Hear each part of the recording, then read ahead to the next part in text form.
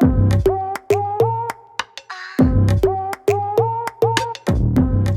Evening angry bulls and welcome back to the channel.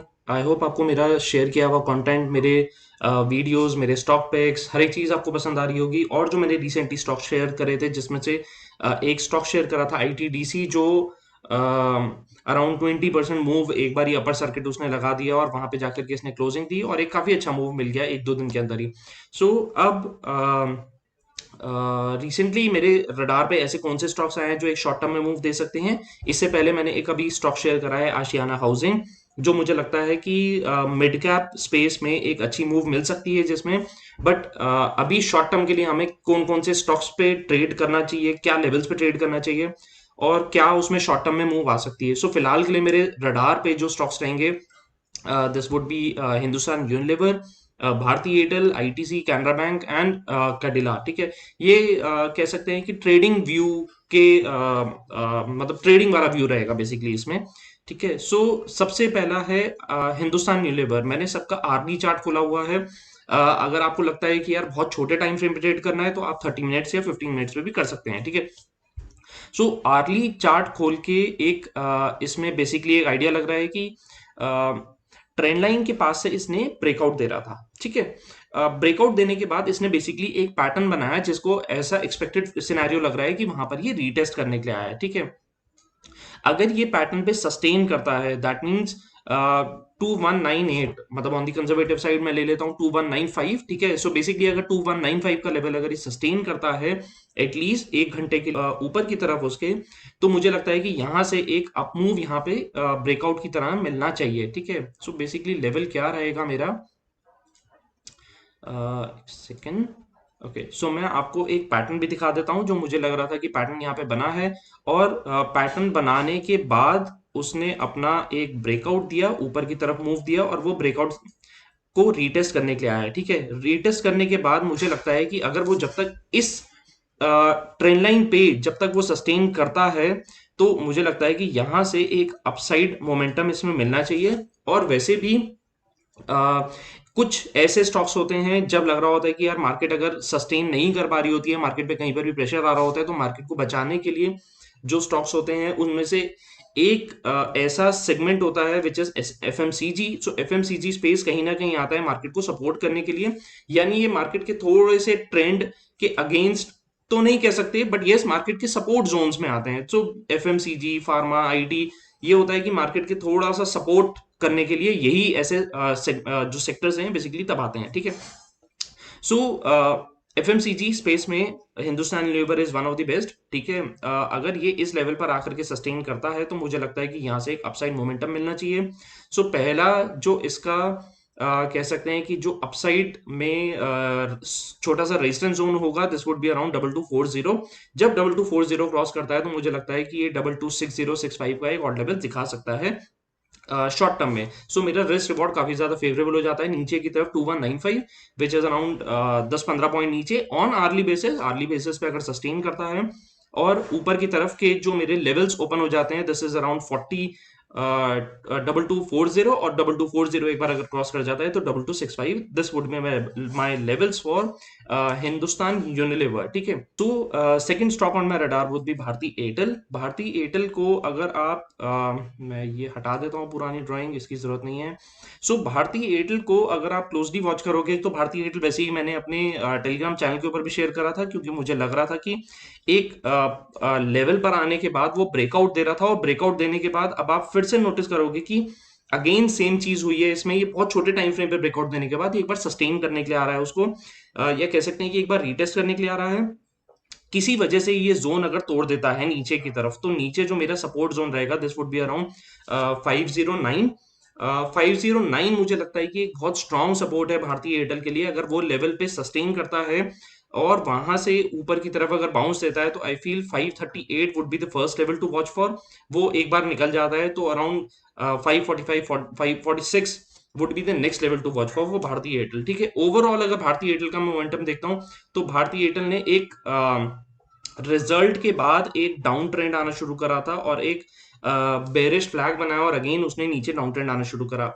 अगर आप मेरे वीडियोस को और जो मैं व्यूज दे रहा हूँ अगर आप उसको रेगुलर बेसिस पे ट्रैक कर रहे हो तो मैंने शेयर भी करा था कि भारतीय एयरटेल में एक ऐसा पैटर्न बना है डेली बेसिस पे जब तक वो लेवल ऊपर की तरफ क्लोजिंग नहीं दे देता। ये इवन ये बिल्कुल एग्जैक्टली रिजल्ट के बाद ऐसा हुआ था और मैंने बिल्कुल क्लियर करा था कि जब तक वो लेवल के ऊपर क्लोजिंग नहीं दे देता वहां से भारतीय एयरटेल जो है अपना बेरिश रहेगा, कोई बहुत ज्यादा स्ट्रॉन्ग मोमेंटम नहीं आएगा। 2000 years later. But the problem is this last candle, ठीक है। रिजल्ट था इस वजह से हो सकता है कि जाते जाते या तो बायर या सेलर का इतना कॉन्फिडेंस नहीं था और वो ऊपर की तरफ जो मूव मिली वहां पर आकर के एक डोजी कैंडल बना दी। Doji is basically an indecisive candle, ठीक है। सो ऑब्वियसली रिजल्ट आया है, रिजल्ट बहुत बम्पर्स रिजल्ट्स आए हैं। अब हम इस तरीके से टेक्निकली हम कैसे देख सकते हैं? अब मेरे को एक रिजल्ट का आइडिया तो लग जाए कि यार रिजल्ट बहुत सॉलिड आया है, स्टॉक एक शॉर्ट टर्म से मिड टर्म एक लॉन्ग टर्म व्यू जो है वो अपना क्लियर है कि हाँ यार कंपनी अच्छा परफॉर्म कर रही है और वो क्या मूव्स दे सकता है। बट द पॉइंट इज कि अब वो शॉर्ट टर्म मतलब कि अब यार रिजल्ट के ऊपर कैसे रिएक्ट करेगा वो चीज हमें समझनी जरूरी है, ठीक है। So now the point is इसको हम किस तरीके से देखेंगे? बेसिकली डोजी एक इंडिसिसिव कैंडल थी, यानी जो लॉन्ग कर रहे थे या जो शॉर्ट कर रहे थे उनको थोड़ा सा कॉन्फिडेंस नहीं था कि यार रिजल्ट कैसा आ सकता है, थोड़ा इनडिसिसिव वे में वो क्लोजिंग दे गए, ठीक है।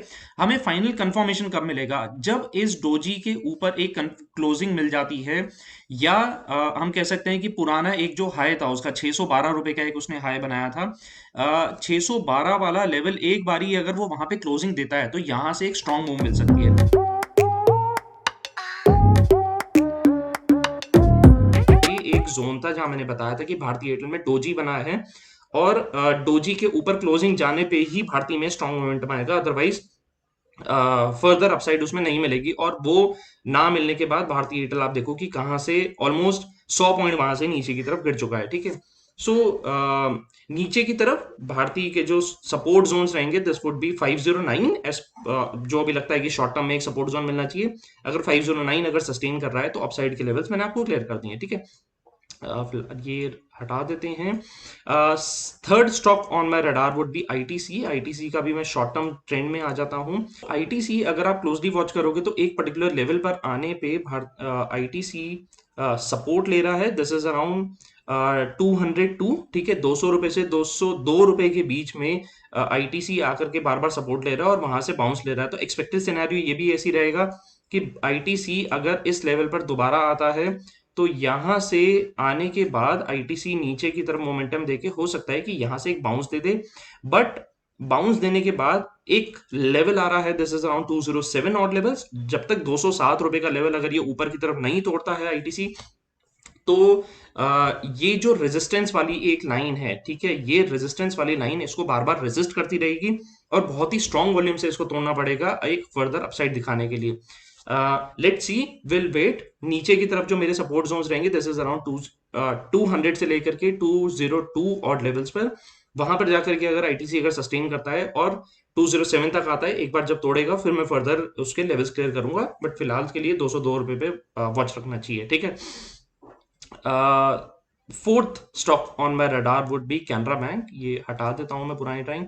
So Canara bank basically short term trend में, ठीक है, बहुत छोटे टाइम फ्रेम में अगर हम नोटिस करते हैं तो शॉर्ट टर्म ट्रेंड में कैनरा बैंक में एक पर्टिकुलर जोन में आने के बाद बार बार बाइंग हो रही है। This is around 154 odd levels. अभी जो कैनरा बैंक चल रहा है 157 चल रहा है।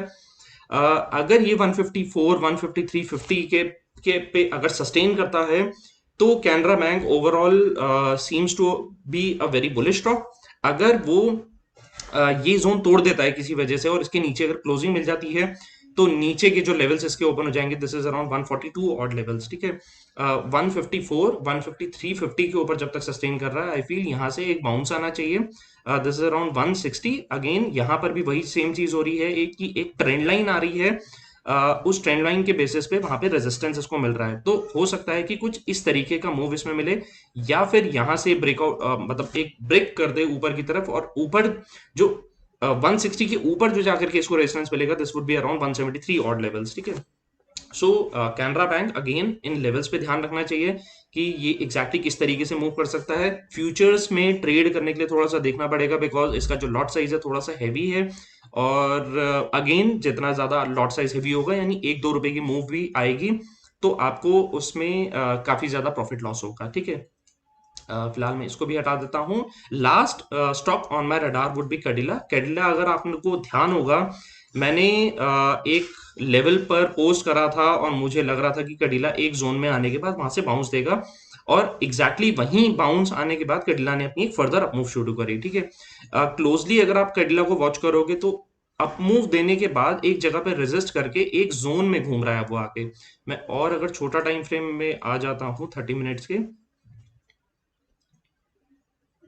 सो कैडिला बेसिकली एक अपने छोटे टाइम फ्रेम में मूव कर रहा है और वापसी आकर के एक जोन में आकर के वापसी सपोर्ट ले रहा है। This is around 440 odd levels, 440 रुपए के आसपास आकर के बार बार सपोर्ट ले रहा है। एक्सपेक्टेड सिनेरियो इसका यही रहेगा कि अगर अगर ये 440 के ऊपर सस्टेन करता है वहां पे, तो यहाँ से अगेन एक अपसाइड मिल सकती है इसमें ऊपर की तरफ। 452 would be the resistance zone. अगर ये एक बार यहाँ से ब्रेक कर देता है तो जो इसकी अपसाइड ओपन होगी this would be around 465 odd levels. तो मुझे लगता है कि जब तक ये वहां पे सस्टेन कर रहा है यहाँ से एक स्ट्रॉन्ग मोमेंटम मिलना चाहिए।